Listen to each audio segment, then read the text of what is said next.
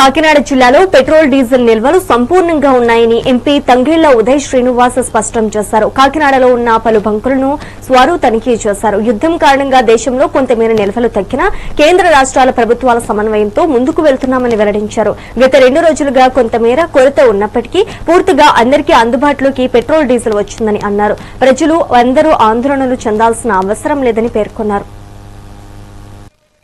Diesel కొరత అని చెప్పి ప్రజలందరూ క్యూస్లో నుంచి ఉంటున్నట్టు మనం ఎన్నో విజువల్స్ అన్నీ కూడా చూస్తున్నాం. సో రాష్ట్ర ముఖ్యమంత్రి గారు చంద్రబాబు నాయుడు గారు, అలాగే ఉప ముఖ్యమంత్రి పవన్ కళ్యాణ్ గారు అండ్ మెయిన్గా ఫాదర్ చనిపోయినా సరే అక్కడ ఉంటున్నా సరే మన civil supplies minister Nadella Manohar గారు దీన్ని ప్రత్యేకంగా పర్యవేక్షిస్తూ ఎవరికి కూడా డీజిల్ కొరత లేకుండా మ్యాక్సిమం ప్రయత్నం చేస్తాం. ఇది మనం energy import based country. So 85% of the energy వచ్చేసి మనం ఇతర దేశాల నుంచి దిగుమతి చేసుకోవాలి.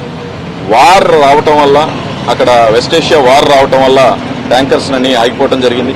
అప్పటికీ కూడా మోడీ గారి, చంద్రబాబు నాయుడు గారి, అలాగే పవన్ కళ్యాణ్ గారి నేతృత్వంలో ఏర్పడిన ఎన్డీఏ ప్రభుత్వం అన్ని దేశాల కన్నా ఎక్కువగా ప్రయత్నం చేసి మనకి వీలైనంత ఇబ్బందిని తగ్గించే విధంగా ట్యాంకర్స్ నది కూడా తీసుకురావడం జరుగుతుంది. ప్రత్యేకంగా కాకినాడ జిల్లాలో 160 పెట్రోల్ బంకులు ఉన్నాయి. మీకు వాస్తవం అనేది కూడా చెప్తున్నాను పబ్లిక్ అందరికీ కూడా.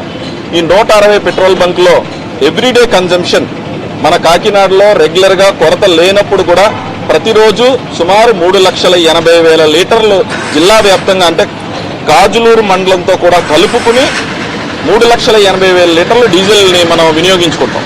అలాగే 2,50,000 లీటర్ల పెట్రోల్ కూడా వినియోగించుకుంటాం.